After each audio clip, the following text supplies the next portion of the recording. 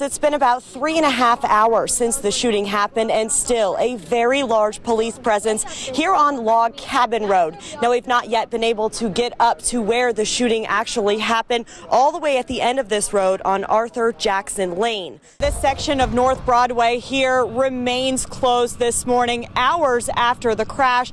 You can see behind me that the two vehicles involved in this crash are still here, and investigators have been spending so much time reconstructing this accident because they tell me it is very likely that the suspects involved will face charges. We're here along the Cumberland River in Williamsburg, where a water rescue happened yesterday afternoon. And if you look over here into the water, you can still see the tent where that man was sitting as crews came to rescue him. Those crews have been here all day long today, and they're still here this evening. This is the area where they have been focusing their search for most of the day. As you can see here, this is the edge of the man's property where that skull was found, and it is very, very wooded. Chris and Haley, good morning. Yes, there are a number of travelers here at Bluegrass Airport that are getting to their destinations without a problem, but there is a large chunk of flights that are going everywhere you see this weather. That's right, Lee. I talked to that transy student this morning.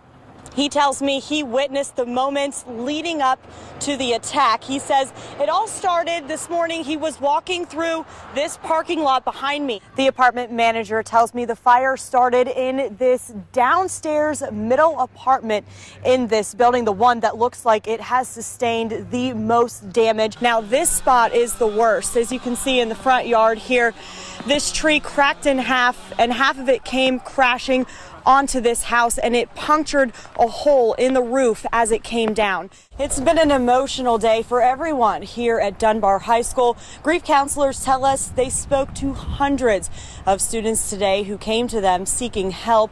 They tell us as hard as it is to see these students in pain, it's really been unbelievable to see how many lives this 15-year-old kid touched. Tons of debris from the damaged slip covers is still piled up here at the Jamestown Marina.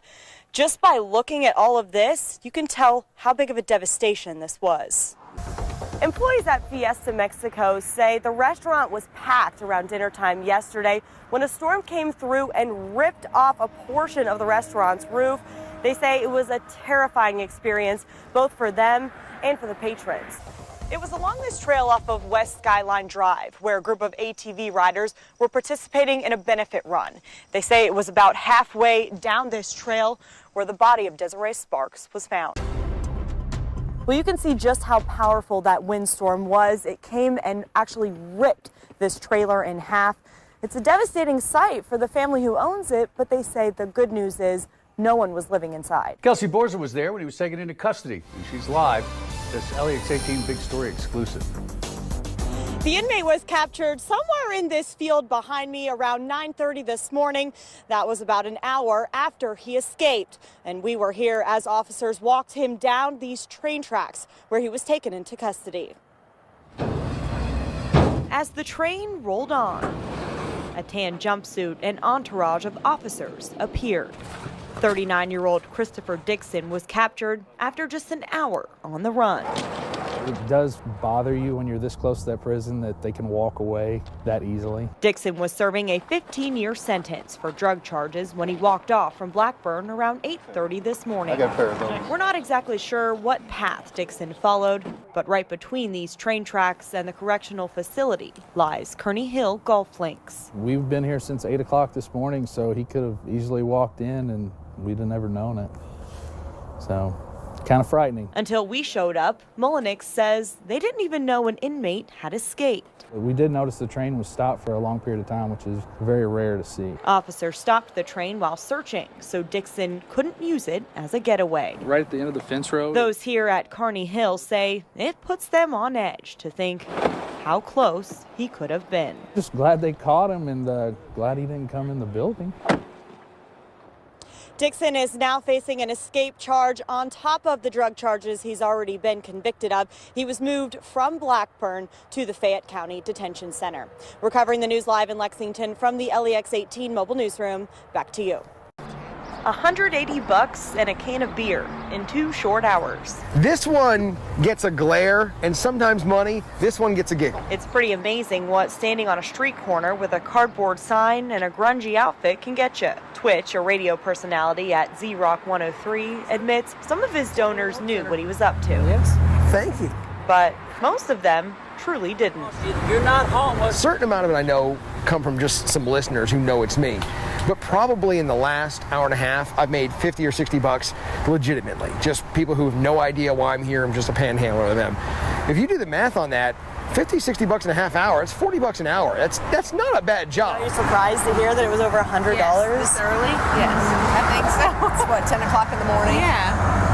Yeah, it's a little crazy. It sounds crazy, but people continue to hand over money. In the past 2 weeks, Lexington police say they've responded to 95 calls related to panhandling. This is obviously a pretty popular intersection for panhandlers.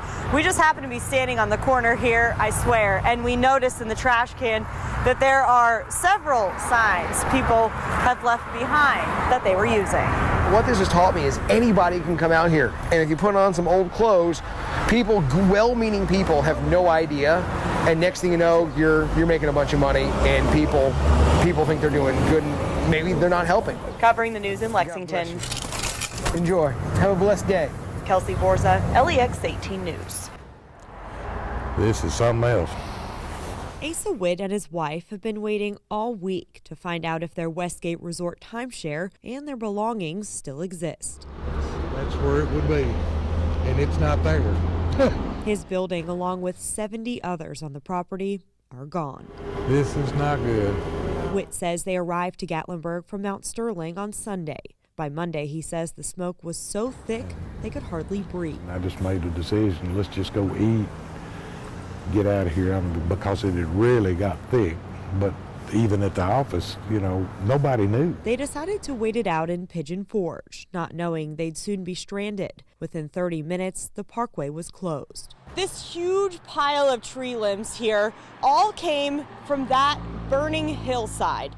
We're told as people were trying to escape Gatlinburg and get to Pigeon Forge, they were actually having to move the burning tree limbs out of the road. I've seen forest burn. It was unbelievable how that fire was eating that hillside. Witt says by a stroke of luck, the safe in their room wasn't working that night, so his wife decided to bring all her jewelry along. I never knew what the word surreal meant. I'd heard it, but I do now. This is crazy. This is crazy. Covering the news in Sevier County, Kelsey, Borza, LEX 18 News.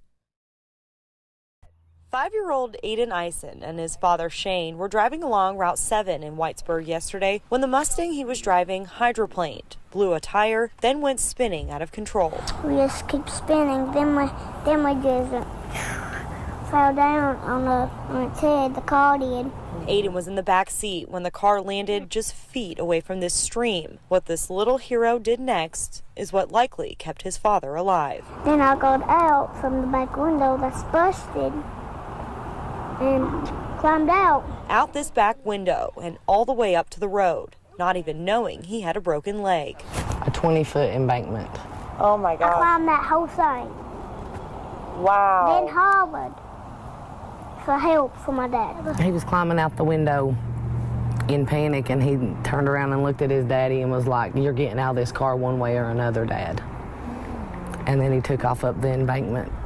Aiden says 2 cars stopped to answer his call for help, and even before the ambulance arrived, a group of neighbors came and lifted the car off of his dad's pinned leg. He was stuck in the car. Now the men had to pull him out. Thanks to Aiden, his dad is alive and recovering in the hospital with some broken ribs and an injured leg. For him to be so brave, I never could have imagined that he would have known what to do in such a crisis. Covering the news in Letcher County, Kelsey, Borza, LEX 18 News.